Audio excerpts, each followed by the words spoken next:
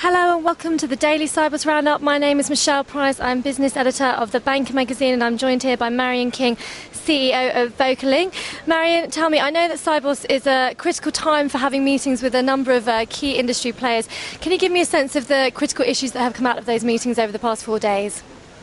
Yes, of course, Michelle. I think there are three key themes that come out for me. The first one, pleasingly, is that transaction banking has come out of this recession and out of this crisis as a hero, not as a victim. Banks are seeing that volumes do not deteriorate in economic downtime in transaction banking, and I think now they're viewing transaction banking in a different light as a profit centre and to expand and invest in this side of the business.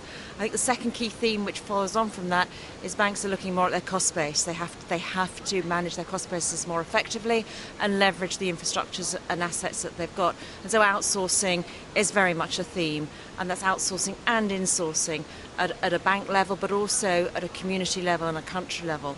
And the third theme is interoperability, bit of a long word, but just at this week we've announced interoperability with Equans and with Stet, who might be considered as competitors of ours in France and in Germany and Holland, and yet interoperability is important if we're all to survive in this industry. Mm-hmm. Great, and I did pop along to the payments harmonisation session that you were talking at, and you mentioned quite an interesting issue surrounding the importance of inclusion, especially with regards to SEPA and other regulatory initiatives. Can you elaborate a little bit more on that theme?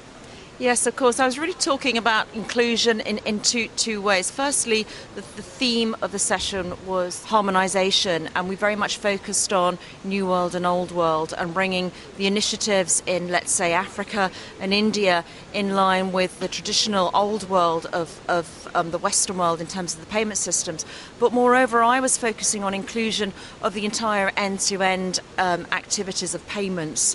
And by that I mean the regulators, the supply side being the banks, which are well represented here, the infrastructure and IT providers who are also well represented, but not forgetting the buy side, the customer.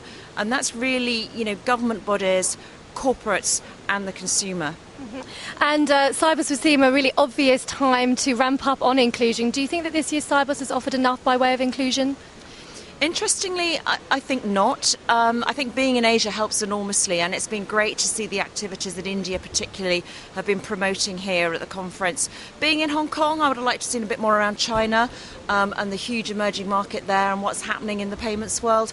But of course there's one big gap, I think, and as Cybos moves forward and as we develop the agenda here, I think it would be great to see more from the buy side, from our customers, to hear more the voice of the corporates, the global corporates as well as the SMEs, and not forgetting, of course, the consumer, who has a big role to play in driving payments, particularly in a 24/7 and internet and mobile connected world. Marion King, CEO of VocaLink, thanks very much.